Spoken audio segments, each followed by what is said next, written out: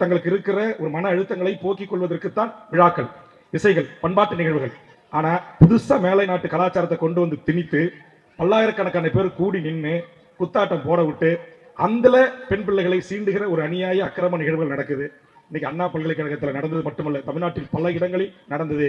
இதைத்தான் தமிழகத்தின் முதல்வர் அவருடைய கவனத்திற்கு சட்டமன்ற தீர்மானமாக, சட்டமன்றத்தின் கவன ஈர்ப்பாக கொடுத்து ஒரு வார காலம் தொடர்ந்து நான் சொன்னேன். இங்க இருக்கிற எல்லா தலைவர்களும் தூக்கு தண்டனைக்கு எதிரானவர்கள். நான் தமிழர் வாழ்வுரிமை கூட்டமைப்பில் இருக்கிற தலைமைகளோடு கூட நான் ஒப்புதல் பெறாமல் ஒரு வேண்டுகோளை முதலமைச்சர் நான் வைத்தேன். 3 வயசு குழந்தை, 6 வயசு குழந்தை, 80 வயசு பாட்டி வரையிலும் விடாமல் மிக மோசமான ஒரு சமூக பண்பாட்டு சீரழிவுக்கு சென்று கொண்டிருக்கிறது. இதை தடுத்து நிறுத்த வேண்டும் என்று சொன்னால், இதற்கு ஒரு முட்டுக்கட்டை போட வேண்டும் என்று சொன்னால், இது போன்று திரும்ப திரும்ப தவறு செய்கின்ற அந்த மனித மிருகங்களுக்கு கண்டிப்பா தூக்கு தண்டனை கொடுக்கப்பட வேண்டும். அதற்குரிய சட்டம் இந்த சட்டமன்றத்தில் இயற்ற வேண்டும் என்ற வேண்டுகோளை வைத்தேன். அதற்காக முதலமைச்சரை சந்தித்தேன், காவல்துறை, சட்ட ஒழுங்கு டிஜிபி உள்ளிட்ட உயரதிகாரிகளை சந்தித்தேன்.